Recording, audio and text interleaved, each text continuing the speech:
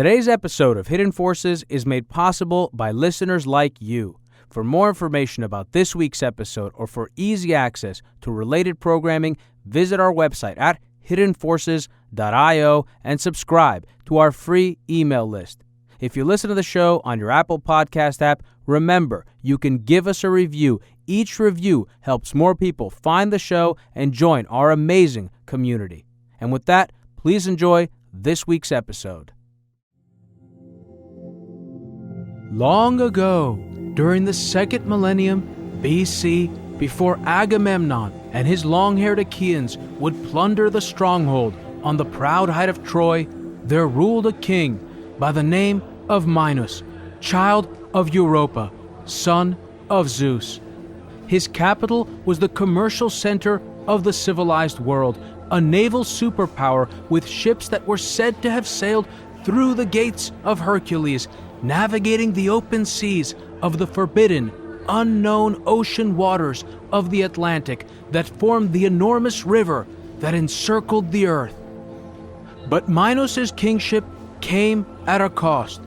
Long before his reign, while contending for the throne, he prayed to Poseidon to send out of the Mediterranean a bull as a sign of the god's favor, vowing its immediate sacrifice as an offering to his uncle, Poseidon, god of the sea.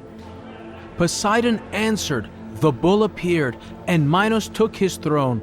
But in a moment of weakness, he hesitated. Beholding the beautiful beast that the sea god had sent him, Minos refused to honor his pledge, believing that he could trick the god by offering him another bull to sacrifice, while leaving the herald to breed in his own herd, thus converting a heavenly boon into his own private benefit. But Poseidon was not fooled. In requital for the new king's apostasy, Minos' wife, Pasiphae, was enchanted with a wild and unruly passion for the animal and solicited the help of the skilled craftsman and engineer Daedalus, who would construct for her a wooden cow in which she would eagerly enter and mate with it. To her and Minos' horror, what emerged was a monster. Half man, half bull, the Minotaur was the manifestation of the call unanswered. Unable to rule the lands of his own psyche, Minos turned his attention outwards, commanding Daedalus to undo his horror by subduing it, building a labyrinth so elaborate and confusing that even Daedalus could barely hope to escape it. Years later, while writing out of a 2-room apartment in New York's Greenwich Village, the great mythological scholar Joseph Campbell would write, often in actual life and not infrequently in the myths and popular tales, we encounter the dull case of the call unanswered. For it is always possible to turn the ear to other interests. Refusal of the summons converts the adventure into its negative. Walled in boredom, hard work, or culture, the subject loses the power of significant affirmative action and becomes a victim to be saved. His flowering world becomes a wasteland of dry stones, and his life feels meaningless, even though, like King Minos, he may, through titanic efforts, succeed in building an empire of renown. Whatever house he builds, it will be a house of death, a labyrinth of cyclopean walls to hide from him his Minotaur. All he can do is create new problems for himself and await the gradual approach of his disintegration. This week on Hidden Forces, Jerry Colonna, life, leadership, and learning to heed the call unanswered.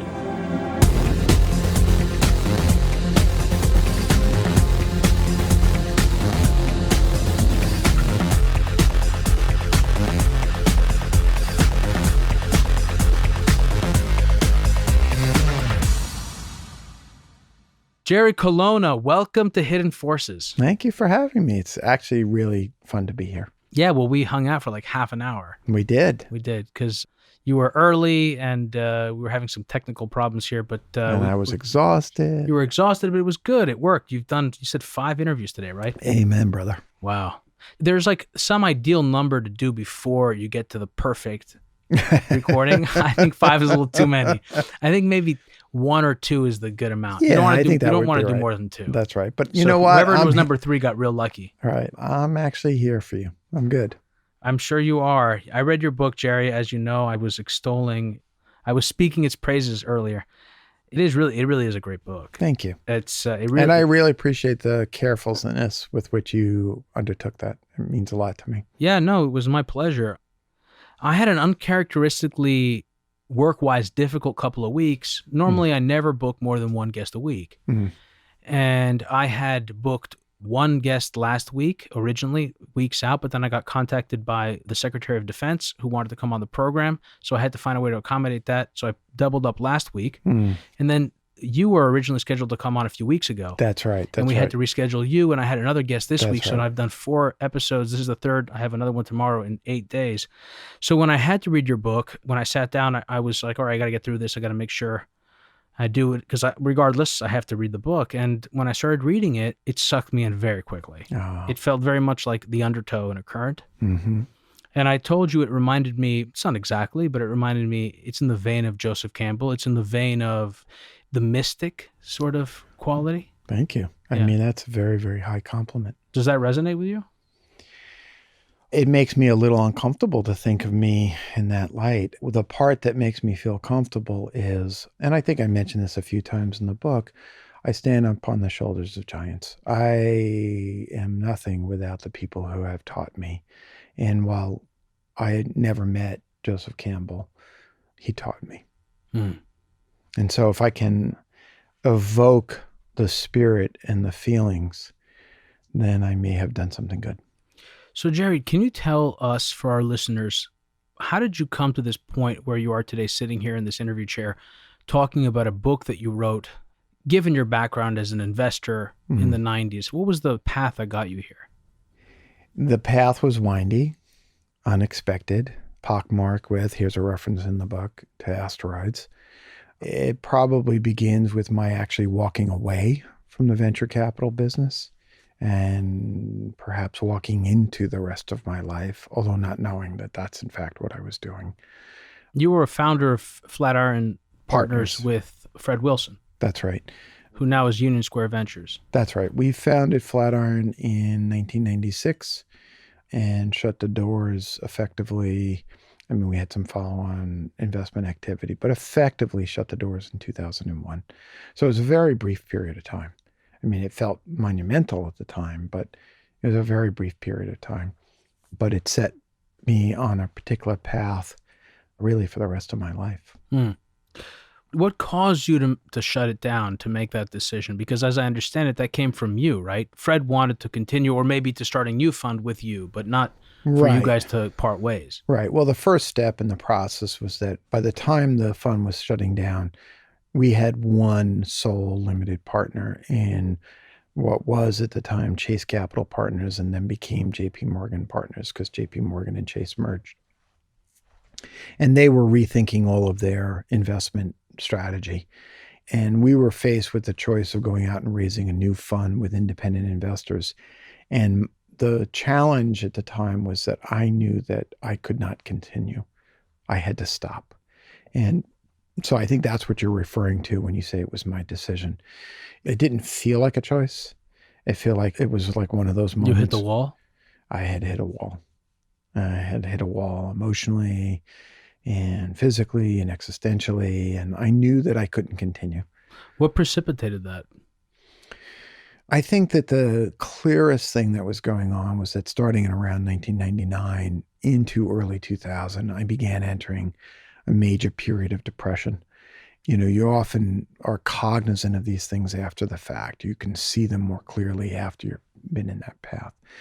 And that continued well into 2001, early 2001. And by that point, it really felt like everything that we were doing was just hitting a wall. Everything was hitting a wall. But the external forces that were sort of conspiring against us was nothing in comparison to the internal forces that were going on inside of me, which was a profound sense of change. In hindsight, I can see now clearly that I was entering a period of midlife transition, but because of a long friendship and relationship with depression that went back to childhood, it felt particularly pronounced and challenging. And so by the middle of 2001, I wasn't sure of what the next move was going to be.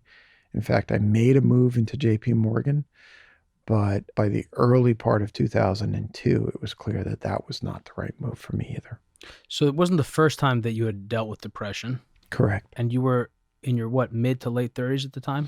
Yeah, I was 37 going into 38 years old. Which is a difficult time. Sure. I mean, again, in hindsight, I see now that that age period from, say, 35 to about 55 is one of profound adult transition. And we kind of blithely refer to it as midlife crisis. Where you get a Ferrari, and, getting your haircut, get a girlfriend. Yeah, and that language, it's unfortunate that we have that mythology because it doesn't do justice to the amount of existential pain that's going on at that time. What is going on at that time, do you think? And what was going on for you? Donald Justice has a wonderful poem called Men at 40. The first line of which is... Men at 40. Yeah, Men at 40. The first line of which is, Men at 40 learn to close softly doors to rooms they will not be going back to. Yeah. See? How old are you? 35, 36? I'm 37. There you go. Welcome to the middle of your life. You know those plans that you had for yourself at 10? Yeah. That's a room you will not be going back to. I don't actually... I said yes, but I don't know what plans I probably had. I probably had the plans of becoming a fireman. Yeah, that's what I mean. That's it. No, but I don't mean to... I mean, I laugh about that specific point, but I certainly... But you stopped at that line.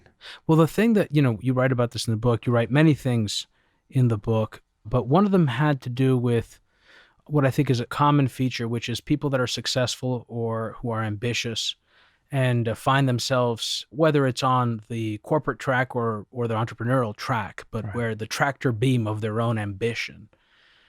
What happens oftentimes is that we use the work and we use the external as a way to try and fill the hole or try and make up for something that feels lacking. And we may be very good at it that we are not aware of it. And I think one of the things that disrupts that illusion is success. When you attain a certain level of success, you realize that didn't solve the problem. It didn't go away. That hole is still there. And I think that, and I'm curious what you have to say about this, but it seems to me that this is oftentimes one reason why people who achieve some level of success in the moment of that acquisition can fall into depression. Because that moment of success reveals the fact that they're still grappling with something deeper. Yeah, well, I actually think you're touching upon 2 or 3 related and very, very important themes. The first is the pursuit of external sources of internal healing and using approbation and external affirmation to try to create some sort of intrinsic internal healing. Our entire society is socialized to pursue that, right? Buy the right deodorant and then you'll feel good about yourself. So the whole structure, the game is rigged in that way. This, despite the fact that every wisdom tradition humans have invented have warned us against that, okay? The second thing is that and this speaks to high achievers and high success people, those who achieve a lot of success, in my experience, without having a means for internal self-soothing and internal validation, start to question the validity of that external success. They doubt its depth. They doubt its ability to do anything. And in fact, the more successful they become, the more strong the doubts are, to the point where it doesn't matter how much external success one has. The dopamine hits stop and the pain rushes in. Now, part of that, there's a third corollary to that, is that while the success is being achieved, there's a little voice in our head that says, this is all bullshit. You have no idea what you're doing. You have fooled that teacher into getting an A. You have figured out the system, all because we've externalized responsibility for our internal well-being. And then we wake up and we're quote unquote successful by any external metric, but the voices in our head are louder and louder and louder. Does that moment oftentimes lead for such people or people who are in this dynamic that we're describing a sense of deep hopelessness? Because you've done everything that you thought you were supposed to do in order to be happy and to fill that hole, and now you're there and it's still just as big? Yeah, it's almost as if you were sitting in on a new coaching session. I can't tell you the number of clients who come in and say what you've said, some form or another. I played the game. I did everything I was supposed to do. I went to the right schools. I got the right grades. I did everything that I was told, implicitly or explicitly, that I should do. Why does it hurt? Still. What the fuck? What gives? And sometimes people get really bitter and they say the whole thing is a game and it's not fair and I don't believe it. And then what they'll do is they'll say that there's some sort of cabal of people who are keeping the real playbook from me. In a quite literal sense? Yeah, or? I mean, they'll walk in and they'll say, where's the startup playbook? Wow, nobody's very angry. Nobody's told me how to be a CEO. Nobody told me how to be a leader. You must be keeping it from me. Wow. But more often than not, they just tumble down a path of self-loathing. Now, I have a very specific question there. Is that a distinction, that particular thing you just said about the playbook being kept from me, is that unique to non-entrepreneurial leaders, people that sort of climb the ladder to get to CEO in a Fortune 500 company? No, I think that it's not that it's unique to one group or another. It's more unique and more a reflection of people who, in their pursuit of external validation, check constantly to their right and to their left to see how they're doing in comparison to others. If you live your life in comparison to others, and you watch them and you believe that they've got it all figured out, you become convinced that someone has kept something from you. So part of the root negative action is constantly comparing oneself to another. Oh my God. Right? As I like to say to clients, swim in your own lane. When you're in the pool, swimming in a competition, it does not matter what the guy to the right of you or the gal to the left of you is doing. Can I ask you something about that? I'm very competitive. And I think there is a distinction to be made between healthy competition and the type of competition that I think we're describing here. You know, someone that's in my head right now is Michael Jordan. When he gave his acceptance speech at the Hall of Fame, and he talked about how competition drove him to be a great basketball player. But I think the danger with when you're talking about comparing yourself to others, I think the danger is, in my experience, when the source of your fixation has to do with your own sense of self-worth. When you're competing with other people and you're internalizing the value metrics of that. Well, there's one step before it. It's when you are walking around with an inherent sense of self-worthlessness and you're using the pursuit of an achievement or competition as a means to push away that demon. Yeah, like if you're an actor and you're saying, I'm a great actor, that's why I'm a great actor, I won the Academy Award, I'm a great actor, and you have to keep achieving more and more in order to keep the flood of pain out. To keep the demons away. Yeah, because you've attached your own self-esteem with external values. Right. You know, William James said, and I'm going to paraphrase him, he said, it's not failure that annihilates us, but it's when we attach a sense of self-worth and self-esteem to accomplishment of the goal and then fail to achieve it that we are annihilated. Well, at least that offers the hope of change, the annihilation. Well, here, I'll give you a shorthand way of understanding that. The notion of the personal best. Really great athletes who can hold on to a notion of personal best, Mm.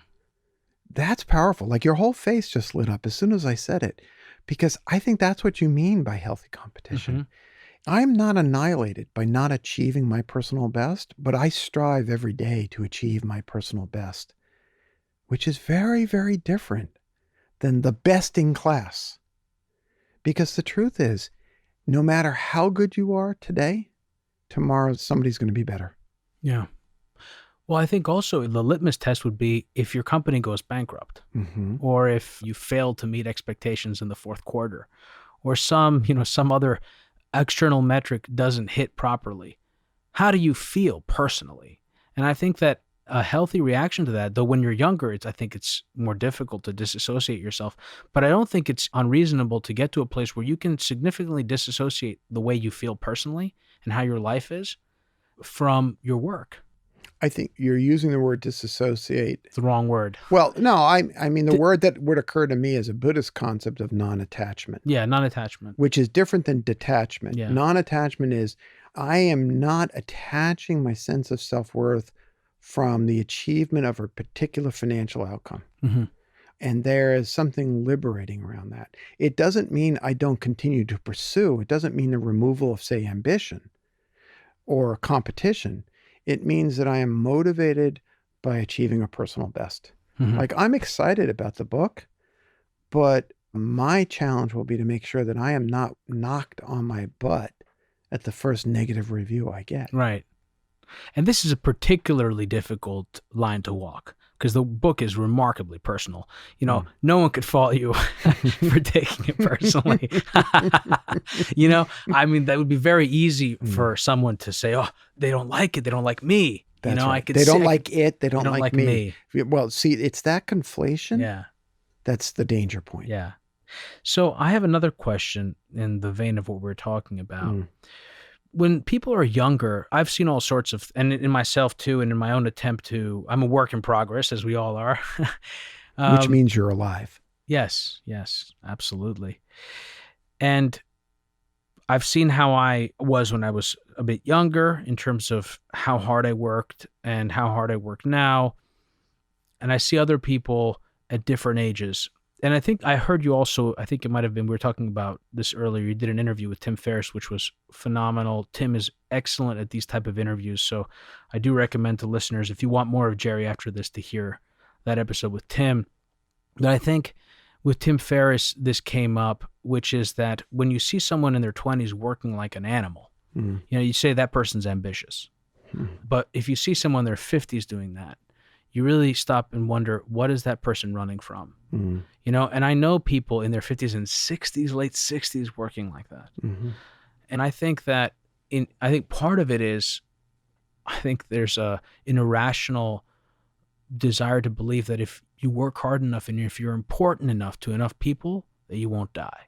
Thank you for going there. I think that so much of what we're talking about is a fear of death. And it's not just a kind of death, it's a fear of irrelevancy. It's a fear of blinking out. It's a fear of blinking out? What do you mean? Well, Springsteen's got a wonderful song, Fade Away. I don't want to fade away. I want to, even if my meat bag of my body decomposes into the earth, I don't want to blink out. I don't want to go dark. I don't want to be a star in some distant galaxy that just blinks out and no longer shines. Is that in relation to others? And is it also about an existential loneliness, a sense of detachment from all that is? The second half of your question, the existential loneliness, yes, I think that's what it's about. I think the first half of the question is, it's about, I suppose it's about, if that star off in some distant galaxy blinks out and no one's been looking at it, does it matter? Do I matter? Do I matter? Do I matter? That's the question. Like, just slow down. That's a powerful question. I think that's, and I think the corollary to that, I mean, I do talk about this in the book, but the corollary of, am I a good enough man? There's a relationship with it. Have I mattered? Has my existence meant something? And those questions start coming up a lot during the age that you're describing. They start to come up. You mean they're coming up for you right now? Oh, absolutely. They come up for me. We did an episode with Rebecca Goldstein. I don't know if you're familiar with her. And it was on mattering philosophy. And we talked about exactly this question of what makes life worth living? Do I matter? Does my life matter?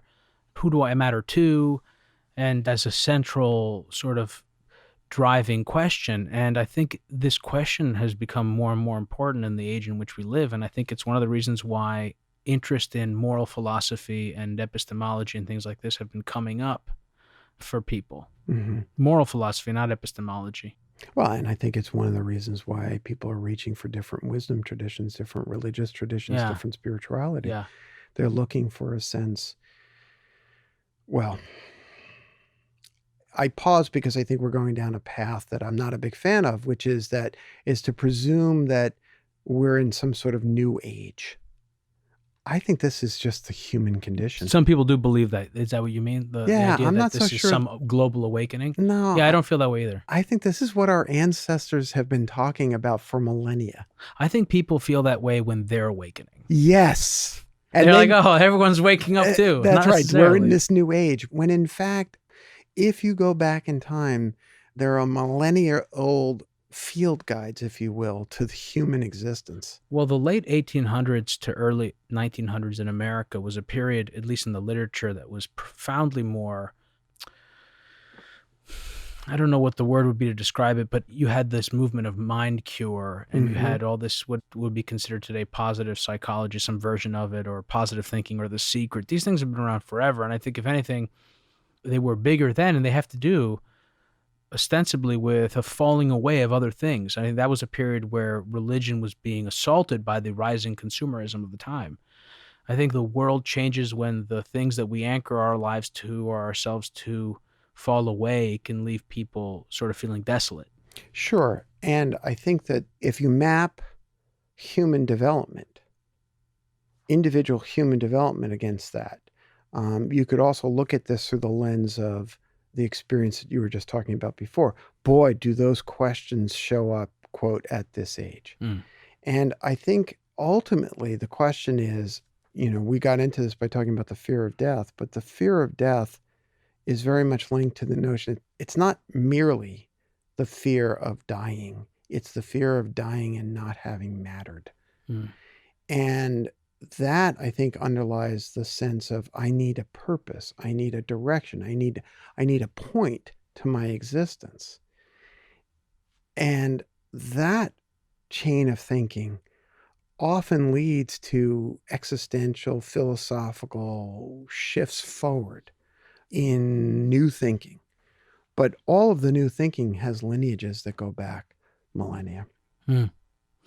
I don't want to ask you about this now, but I want to throw it out there in case we get to it. I'm curious what you think about this movement in Silicon Valley I feel it's gone just totally unchecked.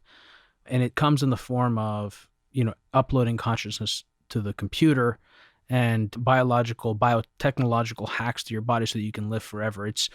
What's most interesting to me about this extremely banal and ancient desire to live forever is how it seems to have gone totally unchecked today. And it's seen as somehow being different than all previous dreams of immortality. And yet you could dig up, the sarcophagi of dead pharaohs who were trying to live forever. And took all their dogs and all their possessions with them to the underworld. Right. I want to maybe put a loop on, or a bow on what we were describing or what we were discussing thus far with a quote from your book and ask you about it. There's a wisdom in being able to discern when the job is done. For the job to be done, we must know that it's time to let go of the striving, to become and allow ourselves the restful grace of simply being. In my effort to simply be, I've learned to balance the disquietude of the past with the life-giving excitement of the future, the seedbed for the growing to come. How do we know when the job is done? It's a great question. There is no external source of answer for that question. Because the reason I also say it in the context of what we were describing is because when you are young, let's say there is an appropriate age when you can work hard. First of all, your body won't give in. It's not irrational. You're in the rising phase. You're trying to put together a life, put together wealth to be able to support yourself, maybe a family. But in later years, it isn't, but there isn't a clear line for that. So how do you know? How do you know when you're overdoing it? How do you know when you're chasing shadows on the wall? How do you know? Isn't that the gift of community? Two things occur to me. The first is something that I often encourage people to do is first and foremost, pay attention to your own life. So often people actually just aren't paying attention to their life, which means that they're missing the signals that would tell them the time of striving is now changed, or self-awareness, and being in your own body. Your work in this endeavor is done. It is time to move on to a new endeavor. And not paying attention to your body can often lead to your body somatically reaching up, grabbing you by the throat, throwing you down on the floor and saying, pay attention, sucker. And there are people who could be dealing with stage 4 cancer and not know it. And not know it because they're not paying attention. They're not tuned in. They're not only not tuned into their body in their own existence, but they're not tuned into the people around them. They don't even listen. And so they're not feeling the hearts around them. The corollary to that is when we are in true community, the people who love us will say, as they often say to me, Jerry, put the pen down. You're done. You know, I'm an old Yankees fan. One of the best moments, I remember watching Joe Torre come out and take the ball from the starter and say, it's time for Mo. It's time for Mariano to come in. It's time to hand the ball over. And a lot of the younger starters, they would kick the dirt and say, no, it's not, no, I'm bound. And Joe would know. It was Joe's job to know when it was over. We all need a Joe Torre in our life. Yeah. You're touching on a lot of themes from mythology as well. There's oftentimes for heroes on a journey, there is a sage. There is some wise elder. This is what we do. We don't have, you know, this is interesting also that you say this now, because I was just thinking about this yesterday and it wasn't prompted by our interview. I had done a prior interview months and months ago, and it was with a journalist, and I said that we've taken away the wise elders. I don't remember how I put it, but my point had to do with politics and everything else, and he actually thought it was the opposite, because he was thinking, well, look, you got Nancy Pelosi, you've got Chuck Schumer, you've got all these different, who's the other guy on the Republican side? Mitch McConnell. You've got these fossils that are in Congress. But I think that's very different, because those elders are seeking to hold on to power. They, if anything, are stuck in this world. They very much are characters to evoke our sympathy. Can I yes, build please, on that? Please, absolutely. So, you know, we'll talk about myths and we'll talk about politics. Do you know when the Constitution was changed to prohibit more than 2 terms in the presidency? Yes, that was after the death of FDR. Because prior to FDR, the tradition, and it was only a tradition, was 2 terms, right? And you know this story. George Washington. Yes, of course. Who was offered the presidency for life. Yeah. Cincinnatus, right? Cincinnatus was the Roman emperor who gave up the empire, right? So Washington as Cincinnatus, Washington handing Solon. back. Well, same thing. I'm just saying, you know, could have put himself in as king. Washington walked away and went back to be a farmer. Well, land surveyor or whatever. Yeah, plantation owner. Plantation owner. But the point is this: some of our greatest heroes were wise elders who said, enough, the work is done. And so one of the ways of knowing who is a wise elder is knowing if they know when the work is done. When you see there's something tragic and painful about someone who is in their seat longer than they should be in their seat. Whether it's an athlete past their prime, whether it's a politician who is, to quote you, a fossil. Okay, that's not a wise elder. It's interesting because I've noticed a shift in this regard, because you had folks, I mean, there are other ones, I don't know why they don't all come to mind, but Larry King is the one that comes to mind now, who stayed well beyond his time in his position at CNN, and he was really kind of forced out. what you saw with guys like David Letterman Mm. and others is they left on their own, right? Jon Stewart left on their own, which was very unique. That stuck out to me, really. Johnny Carson. Johnny Carson also, yeah. Right? There's something wise in being on the mound and calling in the manager and saying, I'm done. Mhm. That's maturity. You know, another place where you see the two different examples in this regard are fighters. Yeah. I don't know if you follow MMA or anything, but George St. Pierre has retired, it seems, has done it right, you know, whereas other fighters wait too long, right? And it can have devastating consequences. For them and for the people who and love for their them. family and for everyone, right? Right. There is a time, outstay your welcome. One of the other things that you talk about in the book is that you make mention of is this notion of ghosts in the frame or ghosts of our past. And it's in the context of memory. And so another thing, this is part of this, is you talk a lot about childhood. And I get the sense that what you're really talking about is that people that come to you trying to be better leaders, trying to step into the shoes of a CEO, what they're really trying to do, what they're really struggling with is the stepping into adulthood. I think so. How much of that is a challenge because we're still fighting the wars of our childhood? Oh, I think that's the root cause of most of the dysfunction and toxicity in these things we call organizations, whether it's political organizations, communities, or business organizations. It's when those who hold the seat of power have not done their work, continue to avoid to do their work, and then flail around and cause damage and violence to everybody around them. And that work that I refer to are laying to rest the ghosts from their childhood. And not just their childhood, but their parents' childhood, their grandparents' childhood. So in that vein of what we said before of enough, the job is done. Now, how do we know when the job is done? These stories that we tell ourselves from our childhood, the person that we become when we're growing up in order to protect ourselves. That's another question I also have. How much of that comes from the fundamental insecurity of being a little person in the world? And especially if you grow up in insecure circumstances, the way that you need to compensate in order to protect yourself. When do we know that that time is past and those stories no longer serve us?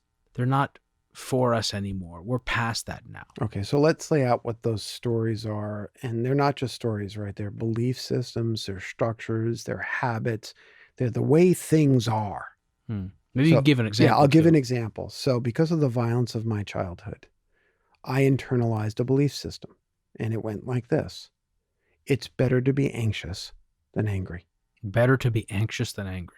Right? And so every time I had an injustice done to me, a boundary violation or something, that got internalized as anxiety, and I got afraid because that was safer than being angry. Because being angry would elicit a being reaction. Angry, I would get hit.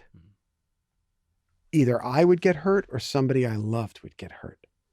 So better that I internalize that as a kind of constant fear.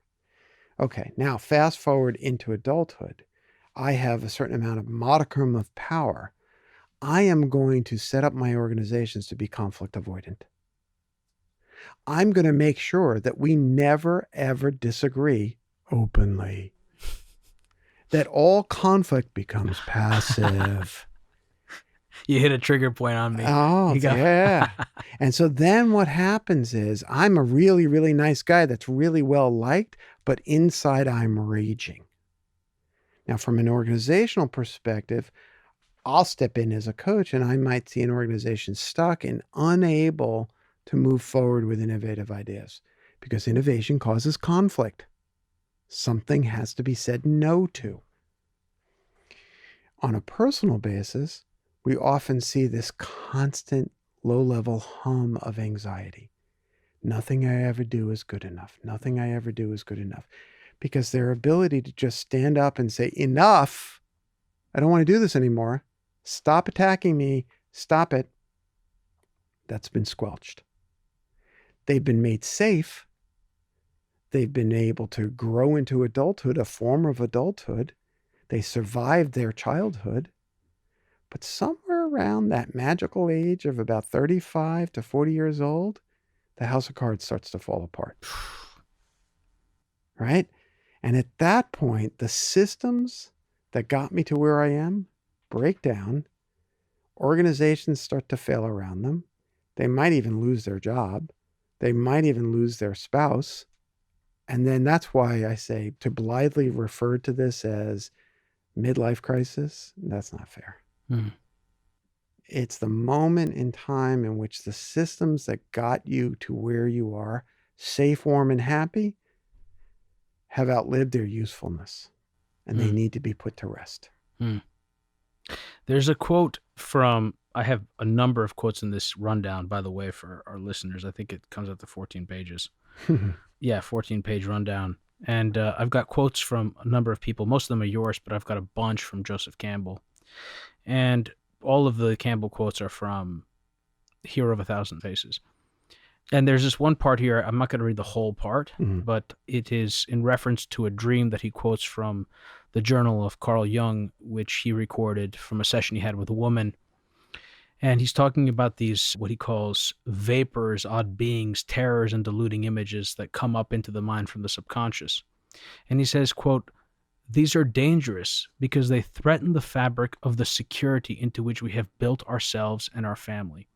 But they are fiendishly fascinating too, for they carry the keys that open the whole realm of the desired and feared adventure of the discovery of the self, destruction of the world that we have built and in which we live, and of ourselves within it, but then a wonderful reconstruction of the bolder, cleaner, more spacious, and fully human life that is the lure, the promise, and the terror of these disturbing night visitants from the mythological realm that we carry within."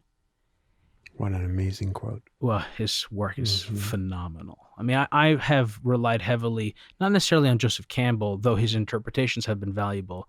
I've relied heavily on mythology growing up since I was a boy, and I find tremendous wisdom embedded. It seems to me that when those night visitants came to you, I'm sure you ignored them for as long as you could. But at some point in your late 30s, it seems that you made a decision to allow them to breach the walls, to stop trying to erect those walls, to keep it all together. And that has led you on the path that has brought you here today. I think that's right. I would alter what you said in one way, because the statement that I made a decision implies a certain kind of agency that I did not have. You tried your hardest and you just I had no choice. broke at some point. The whole fucking Megillah came down. The whole house of cards Jesus. just collapsed around me. And I literally had to listen to those night visitants who came in and said, "We're here. We're not going away. You have to listen to us, but I don't want to listen to you. You scare me. I have to pay attention." In my book and in my parlance and my mythology, I often think of the Buddha, who was in his 30s when this happened, who, after spending years as a wandering mendicant out teaching all of his teachers, finally comes to the end of his journeys and sits under the Bodhi tree, and in the way I see it, and says, "Fuck it. Yeah, you said that in the book, fuck it. I'm just going to sit here. I'm not moving. It doesn't work. It's over." So here's another quote from the book. This is yours now. "We're smacked in the head by the realization that life isn't unfolding as we'd hoped, and all our careful plotting hasn't protected us from the shock of failure and disappointment. Our lives falter, our companies stagger. We are in the alchemist's crucible, and the heat of loss and pain is turned up. We're being cooked." Sounds like you're describing that partly. Absolutely. And it sounds like I was describing my own life. So when do people get to a point, because not everyone does. I think this is an important realization that I was fortunate to make at a younger age. And it did not come easily, because I was a fighter my whole life. That was how I approached everything. You talk about, for example, how you would have set up an organization based on your childhood experience, if I understood correctly, which would be to avoid conflict. I was all about it. I needed to learn how not to come swinging at everyone and everything. And one of the things I learned was that surrender is not the same thing as giving up. It isn't the same thing as quitting. In your experience with people that you've worked with, is that an important realization? And how does that come for people? Well, first of all, I agree that surrender, as you describe it, is not the same as giving up or giving in. There's a wisdom in understanding that things are the way they are. And knowing when to take up arms and when to make peace.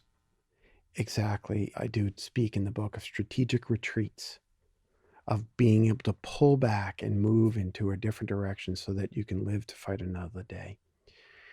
And I lost the train of thought. Sorry about that. No, it's fine. You were talking about the distinction between asteroids, which are the convexity of life, the fact that, you open yourself to random events, being open, and strategic retreats in the context of surrender and being open to surrender, and the distinction between surrender and giving up. Well, I was going to lead. I didn't mention asteroids, but I was going to lead there. We were tracking together. I've read the book. Well, and the important thing about that is that when you can allow yourself to pause and recognize that things are not unfolding the way you anticipated, then you allow yourself to the benefit of being struck by an asteroid.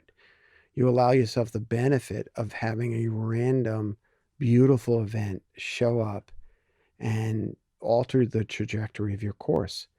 But when you're sort of locked in, so terrified that things have to unfold the way they are, you oftentimes will miss the opportunity that is actually presenting itself in the random person who's just walked in. We did an episode 5 early on with someone I've known for some time. His name is Christopher Cole. He runs Artemis Capital, and they have a volatility trading strategy where they focus on trying to build convexity into their portfolio. And he's very philosophical, and he writes very eloquently about financial theory, or theory around portfolio management and construction. And I think he would respond well to this idea of asteroids. Again, it's this thing where the path is not straight. You have another quote here. You say, quote, "Sage Joseph Campbell, with love and joy, suggested we follow our bliss. But when facing that fork in the road, when at the crossroads choosing to tack left or right, we want so much to know which path will lead to bliss." Mm-hmm. We do want to know, don't we? Well, we want to know the end. And we want to know how to get there. And we want to know the fastest set of cheat codes that will get us to the outcome that we want.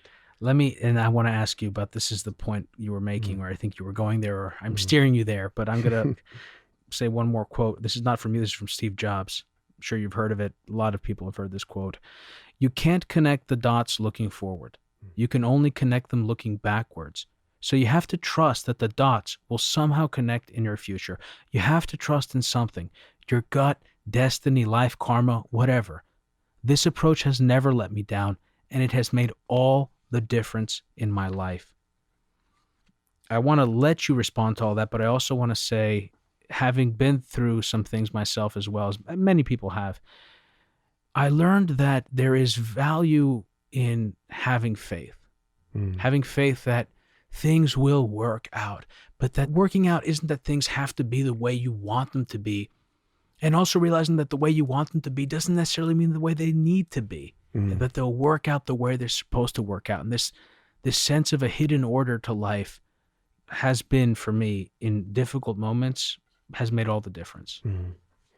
Well, you touched upon a number of things. I'm going to go back to the first thing that I'm really feeling, which is the way you responded to the first quote that I had, which is that fork in the road, and we want to know the path that's going to lead to bliss. And let's just hang out with that painful wish and just think of ourselves at 20. And or 21, and I've just graduated a grade school. And I want to know, if I take this job, will it lead to, I don't know, Millionaire Acres, the last spot on the Game of Life? Will it lead to the keep me safe, warm, and happy forever and ever? Or if I go left, where will that take me? Will I end up in pain and suffering? And regret. That's the root of it. And so we then strive really hard. Where's the playbook? We strive really, really hard to figure out the right thing. We work overtime to figure out where are we going to get an A. We read books constantly. We look back into mythology for answers. We look and look and look and look. Let me know. Because the possibility of choosing the wrong path is so painful. What is painful and scary about choosing the wrong path? You answer the question. You're struggling with this now. What does your heart tell you what will happen? I think it's rooted in, I will not feel loved, I will not be safe, and I will have no sense of belonging. The third one for me is the big. Oh, That's always let that been a one big thing land for then. me. Yeah. Remember It's before- landed many times. Remember before I said, you said to me, will I matter? We were talking about death. Belonging and mattering are probably linked for you in that experience. I belong because I Yeah. matter To the people that I belong to. Or to the belong with. people I belong to. And I know that I matter by the way they make me feel that I belong. Hmm. That's what we worry about. We worry about being thrust out of the tribe. We worry about being tossed onto the fireplace and becoming dinner instead of a dinner companion. Whew. Well, I can tell you that's a big, if not the biggest part of why I started this program. Why? Say more. In the arc of my career and personal development, I had come to a point in my life where I felt like I had done that, where I had created, and at the time, when I looked back on it, I thought that was where I needed to be, and there were external events that occurred in my life I've talked about on the show that struck a blow against my life, against everything, a sickness, basically. Asteroid, exactly. And so when I was coming out of that, I was looking back and saying, okay, I got to restart that engine. I got to get back to where I was. I had a television show and I had sort of put together this life, and I thought I was doing what I wanted to do, which I was, but I was also using that to fill a hole in my sense of community and having an audience, having people who loved my work and would email me to let me know and all this stuff filled that hole. And so when I created Hidden Forces, it came out of that longing to reconnect. Longing for belonging. Yeah, longing for belonging. And at some point, maybe after the first year, some point between the first year and second year, this show has now been out for over 2 years, like 2 years and 4 months or something. It had become sufficiently successful that those metrics had been hit that would satisfy that need. And that was when I had, for the first moment of my life, what we described early on, which is success, or the kind of success that I was looking to have. And I didn't feel any better. Oh, magic. Look at that. Yeah. So since that time, I've started working on my personal life, which I've neglected. And many of the lessons that have come out of that work are aligned perfectly with what you write about in this book. So I wrote the book for you. I'm not that big a narcissist. No, I know But what I you mean. did. I know, I'm kidding. No, I wrote the book for people like you. Well, I think you've written the book for everyone. I think this resonates with everyone. I don't know that it's just me. I mean, granted, there are people that are more in that place than others, but if any book was written for everyone, this is the book. Thank you. That means a lot to me. Well, don't you think so? I mean, this is where we're all born. We all die. We're all vulnerable creatures walking this earth, and also incredibly strong as well. I mean, not to... I wrote the book, and I say it right up front. I wrote the book for my children. And I wrote the book to honor Dr. Sayers, my therapist. And I wrote the book that I knew I would have wanted to read when I was 38. Ooh, wow. And one of the most deeply satisfying things is the notion that writing the book for those audiences that I just described has meant that I've written a book that has resonance for so many people. One of the things that I've learned, and you write about in the book, is being the person today that you needed then. So you are that person who your 38, 37-year-old self needed. I am the wise elder. I am becoming the wise elder. I'm not quite there yet, but I'm becoming the wise elder that I needed when I was 38, standing above the stinking pile at ground zero looking to kill myself. We glossed over that. Yeah, we did. There's something else. We were talking about surrender and a few things, and sort of embedded in all of that, there was this, I think it had to do with the asteroids, actually. That's what it was. And you have this David Wagner quote in your book. From the poem Lost. Where he says, "The forest knows where you are. You must let it find you." Yeah. There's so much wisdom in that. Yeah, that poem, you should link to that poem. That poem is an amazing poem. Lost by David Wagner. Is it particularly hard for high achievers? Yes. Sorry. Well, I understand why you responded so quickly, but is it particularly hard for us to let go, to take the tools of manifestation out of our hands, to let the world happen to us? Is that particularly hard? Well, the answer to your question lies in David's poem, right? In Wagner's poem. What he says is that when you're lost in the woods, stand still. Now, just hold that thought for a moment. High achievers in particular, when they're lost, first of all, A, don't admit it, and B, go faster. They're afraid to stop. They're afraid to stand still. Blaise Pascal said, all of man's problems stem from the fact of their unwillingness to sit alone by themselves in a room. Stand still. Stop. It's not working. Stop. Slow down. Stop. I have one more question before we go to the overtime. Jerry, you were born in 1963. I was. You were old enough to remember the assassination of Bobby Kennedy. I am. And Martin Luther King.